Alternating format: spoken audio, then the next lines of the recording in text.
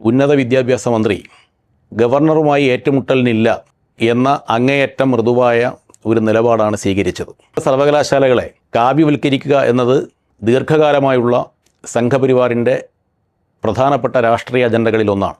കേരളത്തിൽ PMC നടപ്പാക്കുകയില്ല എന്ന് ഉറപ്പിച്ചു പറയാനോ മുഖ്യമന്ത്രി തയ്യാറായിട്ടില്ല എന്നത് അങ്ങേയറ്റം ഗൗരവമേറിയ ഒരു വസ്തുതയാണ്.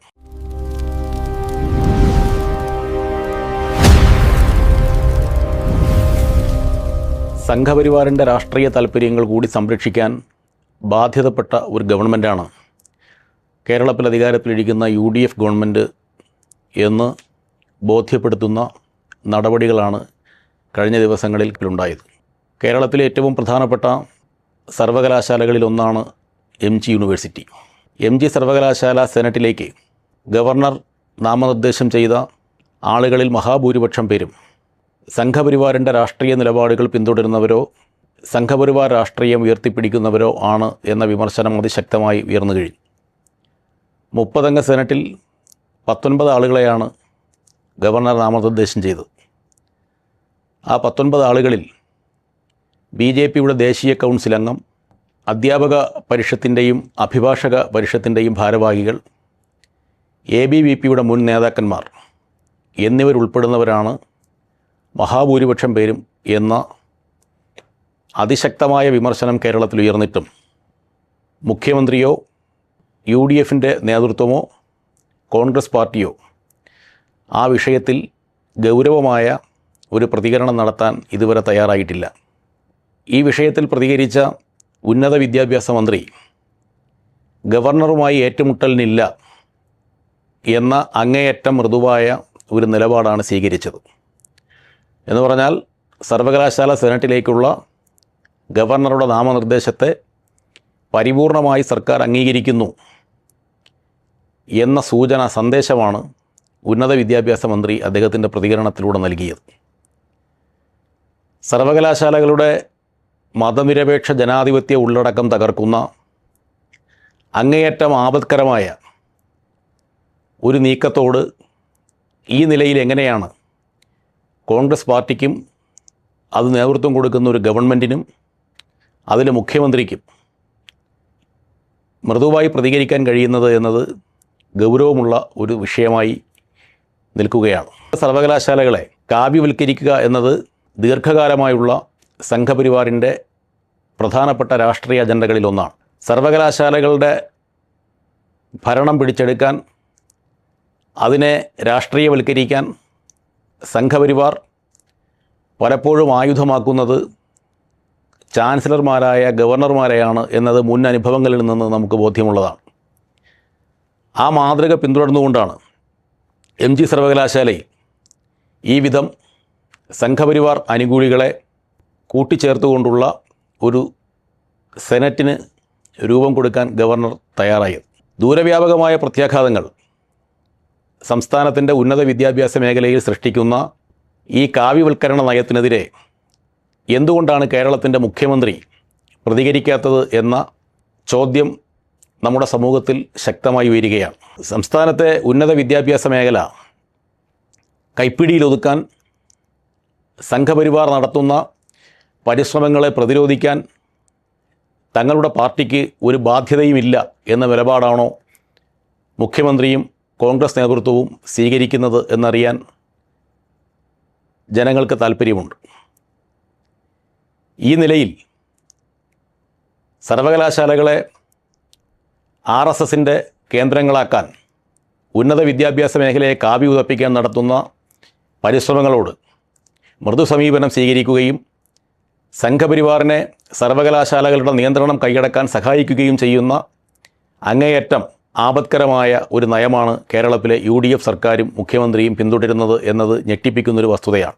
ഉന്നത വിദ്യാഭ്യാസ മേഖല മാത്രമല്ല, പൊതുവിദ്യാഭ്യാസ രംഗത്തെ കൈപ്പിടിയിലൊതുക്കാൻ സംഘപരിവാർ കണ്ടെത്തിയ കുറുക്കുവഴിയാണ് PM-ശ്രീ എന്ന പദ്ധതി. ആ PM-ശ്രീ പദ്ധതി പ്രതിപക്ഷത്തിരുന്നപ്പോൾ കേരളത്തിൽ ഏറ്റവും സജീവമായി ഉയർത്തിയ മുന്നണിയാണ് UDFും അതിന് നേതൃത്വം കൊടുത്ത കോൺഗ്രസും. എന്നാൽ അധികാരത്തിൽ വന്നതിന് ശേഷം PM-ശ്രീ പദ്ധതിയുമായി UDF ഗവൺമെൻറ് മുന്നോട്ട് പോകുന്നു എന്ന് തോന്നിപ്പിക്കുന്ന പ്രതികരണങ്ങളാണ് വിദ്യാഭ്യാസ വകുപ്പ് മന്ത്രി അടക്കമുള്ളവരുടെ ഭാഗത്തു നിന്ന് ഉണ്ടാകുന്നത്. PM ശ്രീ പദ്ധതിയുമായി മുന്നോട്ട് പോവുകയാണ് എന്ന് തോന്നിപ്പിക്കുന്ന പ്രതികരണങ്ങൾ തുടർച്ചയായി വിദ്യാഭ്യാസ മന്ത്രി നടത്തുമ്പോഴും ആ പ്രതികരണങ്ങളെ തിരുത്താനോ കേരളത്തിൽ PM ശ്രീ നടപ്പാക്കുകയില്ല എന്ന് ഉറപ്പിച്ചു പറയാനോ മുഖ്യമന്ത്രി തയ്യാറായിട്ടില്ല എന്നത് അങ്ങേയറ്റം ഗൗരവമേറിയ ഒരു വസ്തുതയാണ്.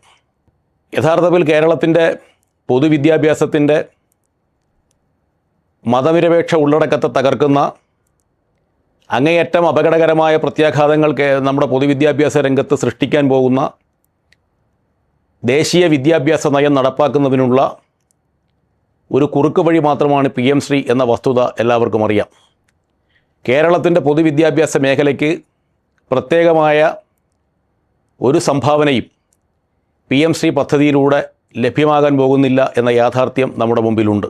കേന്ദ്ര സർക്കാരിൻ്റെ കണക്കനുസരിച്ച് രാജ്യത്താകെ 14,500 വിദ്യാലയങ്ങളിലാണ് PM ശ്രീ പദ്ധതി നടപ്പാക്കാൻ കേന്ദ്ര സർക്കാർ ഉദ്ദേശിക്കുന്നത്. 14,500 സ്കൂളുകൾക്കായി 27,360 കോടി രൂപയാണ് കേന്ദ്ര സർക്കാർ നീക്കിവച്ചിരിക്കുന്നത്. കേരളത്തിൽ 265 സ്കൂളുകളിൽ ഈ പദ്ധതി നടപ്പാക്കാൻ കഴിയും എന്നാണ് കേന്ദ്ര സർക്കാരിൻ്റെ കണക്ക്. ആ നിലയിൽ പരിശോധിച്ചാൽ കേരളത്തിലെ സ്കൂളുകൾക്ക് ലഭിക്കുന്നത് നാമമാത്രമായ തുകയായിരിക്കും. ആ തുക തന്നെ ഇനി കഷ്ടിച്ച് 1 വർഷം മാത്രമേ നമ്മുടെ സ്കൂളുകൾക്ക് പൊതുവിദ്യാലയങ്ങൾക്ക് ലഭ്യമാവൂ. 2027ഓടെ ഈ PM ശ്രീ പദ്ധതി അവസാനിക്കുകയാണ്. തുടർന്ന് അങ്ങോട്ട് ഈ പദ്ധതിയുമായി മുന്നോട്ട് പോകണമെങ്കിൽ അതിൻ്റെ പൂർണ്ണമായ ബാധ്യത സംസ്ഥാനങ്ങൾ വഹിക്കണം എന്നതാണ് കേന്ദ്രത്തിൻ്റെ നിർദ്ദേശം. ആ നിലയിൽ നാമമാത്രമായൊരു തുക, 1 വർഷത്തിൽ താഴെ മാത്രം കാലാവധിയുള്ളൊരു പദ്ധതി, ആ പദ്ധതി കേരളത്തിൻ്റെ പൊതുവിദ്യാഭ്യാസ മേഖലയ്ക്ക് പ്രത്യേകമായൊരു സംഭാവനയും നൽകാത്ത പദ്ധതി നടപ്പാക്കണമെന്ന് UDF നേതൃത്വം വാശി പിടിക്കുന്നത് യുക്തിരഹിതമാണ്. പ്രതിപക്ഷത്തിരുന്നപ്പോൾ PM ശ്രീ പദ്ധതിക്കെതിരെ വലിയ പ്രക്ഷോഭങ്ങൾ നയിക്കുകയും ശക്തമായ പ്രസ്താവനകൾ നടത്തുകയും ചെയ്ത UDFൻ്റെ നേതൃത്വം, അതിന് നേതൃത്വം കൊടുത്ത അന്നത്തെ പ്രതിപക്ഷ നേതാവ്, ഇന്നത്തെ കേരളത്തിൻ്റെ മുഖ്യമന്ത്രി ഈ PM ശ്രീ പദ്ധതി നടപ്പാക്കില്ല എന്നുറപ്പിച്ച് പറയാനുള്ള ആർജവം കാണിക്കാത്തത് എന്തുകൊണ്ട് എന്നത് അങ്ങേയറ്റം പ്രാധാന്യമുള്ള ഒരു ചോദ്യമായി നമ്മുടെ മുമ്പിൽ നിൽക്കുകയാണ്. കേന്ദ്ര സർക്കാർ വിഭാവനം ചെയ്ത രീതി അനുസരിച്ച്, അതിൻ്റെ സമീപനമനുസരിച്ച് 60% തുക മാത്രമാണ് കേന്ദ്ര സർക്കാർ നൽകുക. 40% സംസ്ഥാനങ്ങൾ വഹിക്കണം എന്നാണ് കേന്ദ്രത്തിൻ്റെ നിർദ്ദേശം. സംസ്ഥാനങ്ങളുടെ കൂടി സഹായത്തോടു കൂടി കേന്ദ്ര സർക്കാരിൻ്റെ പ്രതിലോമകരമായ ദേശീയ വിദ്യാഭ്യാസ നയം സംസ്ഥാനങ്ങളിൽ അടിച്ചേൽപ്പിക്കാനുള്ള ഒരു വഴി മാത്രമാണ് PM ശ്രീയിലൂടെ കേന്ദ്ര സർക്കാർ ഉദ്ദേശിക്കുന്നത്. അങ്ങേയറ്റം അപകടകരമായ ഈ നീക്കത്തിന് കേരളത്തിലെ UDFും കോൺഗ്രസും പിന്തുണ നൽകുന്നു എന്നത് ഞെട്ടിപ്പിക്കുന്നൊരു വസ്തുതയാണ്. എന്തുകൊണ്ടാണ് PM ശ്രീ പദ്ധതി കേരളത്തിൽ നടപ്പാക്കുകയില്ല എന്ന് പ്രഖ്യാപിക്കാൻ UDF നേതൃത്വത്തിന് കഴിയാതെ പോകുന്നത് എന്നത് UDF നേതൃത്വം, കോൺഗ്രസ് ജനങ്ങളോട് വിശദീകരിക്കേണ്ടതാണ്. കേരളത്തിൻ്റെ പൊതുവിദ്യാഭ്യാസ രംഗത്ത് ഇതുവരെ നമ്മുടെ സംസ്ഥാനം ആർജിച്ച നേട്ടങ്ങളൊന്നും ഈ വിധത്തിലുള്ള ഏതെങ്കിലും തരത്തിൽ ചരടുകളോടുകൂടിയ സഹായങ്ങൾ സ്വീകരിച്ചതിൻ്റെ ഭാഗമായി ഉണ്ടായതല്ല. കേരളം ആർജിച്ച പൊതുവിദ്യാഭ്യാസ രംഗത്തെ എല്ലാ നേട്ടങ്ങളെയും എല്ലാ പുരോഗതിയെയും ഇല്ലായ്മ ചെയ്യുന്ന കേരളത്തിൻ്റെ വിദ്യാഭ്യാസ രംഗം ലോകം അംഗീകരിക്കുന്ന ഈ വിദ്യാഭ്യാസ മാതൃക, അതിൻ്റെ കാതലായിട്ടുള്ള മതനിരപേക്ഷ ഉള്ളടക്കം, അതിനെ നശിപ്പിക്കാൻ UDF സർക്കാർ സംഘപരിവാറിനൊപ്പം BJPക്കൊപ്പം നിലകൊള്ളുന്നുവെന്ന ഒരു വസ്തുതയാണ് PM ശ്രീ പദ്ധതിയിലെ സംസ്ഥാന സർക്കാരിൻ്റെ നിലപാടിലൂടെ ഇപ്പോൾ മറനീക്കി പുറത്തു വരുന്നത്. ഈ നിലയിൽ കേരളത്തിൻ്റെ ഉന്നത വിദ്യാഭ്യാസ മേഖലയെയും പൊതുവിദ്യാഭ്യാസ മേഖലയെയും സംഘപരിവാർ രാഷ്ട്രീയത്തിന് അടിയറ വയ്ക്കാൻ, വിദ്യാഭ്യാസ മേഖലയെ കാവ്യവൽക്കരിക്കാൻ, സംഘപരിവാറിൻ്റെ അങ്ങേയറ്റം സങ്കുചിതമായ ആശയധാരയ്ക്കൊപ്പം കേരളത്തിൻ്റെ വിദ്യാഭ്യാസ രംഗത്തെ കൂട്ടിച്ചേർക്കാൻ കോൺഗ്രസും UDFും നടത്തുന്ന ഈ നീക്കങ്ങൾ ശക്തമായി ചെറുക്കപ്പെടേണ്ടതാണ്.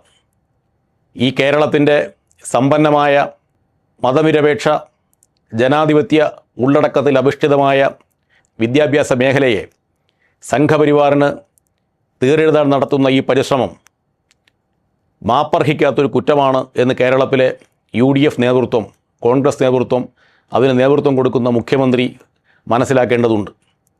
ഏറ്റവും കൗതുകകരമായ മറ്റൊരു വസ്തുത കഴിഞ്ഞ ദിവസങ്ങളിൽ പുറത്തു വന്നത് കേരയിൽ പദ്ധതി ഉപേക്ഷിക്കാൻ UDF ഗവൺമെൻറ് തീരുമാനിച്ചു. മറ്റൊരു അതിവേഗ റെയിൽ പദ്ധതി കേരളത്തിൽ നടപ്പാക്കും എന്ന് UDF ഗവൺമെൻറ് പ്രഖ്യാപിക്കുകയും ചെയ്തു. ആ അതിവേഗ റെയിൽ പദ്ധതിയുടെ രൂപരേഖ തയ്യാറാക്കി BJPയുടെ നേതാവ് കൂടിയായിട്ടുള്ള ശ്രീ E. ശ്രീധരൻ മുഖ്യമന്ത്രിക്ക് സമർപ്പിക്കുകയുണ്ടായി. ആ പദ്ധതി രേഖ പരിശോധിക്കാൻ ഗവൺമെൻറ് 4 അംഗ കമ്മിറ്റിയെയും ചുമതലപ്പെടുത്തി. സമീപ ദിവസങ്ങളിൽ കേരളത്തിൽ കണ്ട കാഴ്ച, മുഖ്യമന്ത്രിക്ക് സമർപ്പിച്ച അതിവേഗ റെയിൽ സംബന്ധിച്ച പദ്ധതി രേഖ ശ്രീ E. ശ്രീധരൻ കേരളത്തിലെ BJP നേതാക്കന്മാർക്കും കൈമാറിയിരിക്കുന്നു എന്നാണ്. BJPയുടെ നേതാവ് ശ്രീ P.K. കൃഷ്ണദാസ് ആ പദ്ധതി രേഖ ഏറ്റുവാങ്ങുകയും അത് സംബന്ധിച്ച് BJP വിശദമായ ചർച്ച നടത്തി ആവശ്യമായ നിർദ്ദേശങ്ങൾ രൂപീകരിക്കും എന്ന് പ്രഖ്യാപിക്കുകയും ചെയ്തു. വരും ദിവസങ്ങളിൽ BJP സംസ്ഥാന പ്രസിഡന്റ് രാജീവ് ചന്ദ്രശേഖരനുമായി അതിവേഗ റെയിൽ പദ്ധതി സംബന്ധിച്ച് ചർച്ച നടത്താൻ E. ശ്രീധരൻ തയ്യാറെടുക്കുന്നു എന്ന വാർത്തയും മാധ്യമങ്ങൾ റിപ്പോർട്ട് ചെയ്തിട്ടുണ്ട്. ഒരു സംസ്ഥാന ഗവൺമെൻറ്റിന് ഔദ്യോഗികമായി സമർപ്പിച്ച പദ്ധതി രേഖ, സംസ്ഥാന സർക്കാർ പരിശോധിച്ചുകൊണ്ടിരിക്കുന്ന പദ്ധതി രേഖ സമാന്തരമായി BJP നേതൃത്വത്തിന് കൈമാറുകയും BJP നേതൃത്വം അത് പരിശോധിക്കും എന്ന് പറയുകയും ചെയ്യുന്നതിലെ രാഷ്ട്രീയവും ഭരണപരവുമായ അനൗചിത്യത്തെക്കുറിച്ച് കേരളത്തിലെ കോൺഗ്രസ് നേതാക്കന്മാർ പ്രതികരിക്കാത്തത് എന്തുകൊണ്ടാണ്? മുഖ്യമന്ത്രി അടക്കമുള്ള ആളുകൾ BJPയുടെ പരിശോധന കൂടി പൂർത്തിയായി BJP നൽകുന്ന നിർദ്ദേശങ്ങൾക്ക് കൂടി അനുസരണമായിട്ടാണോ ഈ അതിവേഗ റെയിൽ പദ്ധതി കേരളത്തിൽ നടപ്പാക്കാൻ പോകുന്നത് എന്നത് ജനങ്ങളോട് വ്യക്തമാക്കേണ്ടതുണ്ട്.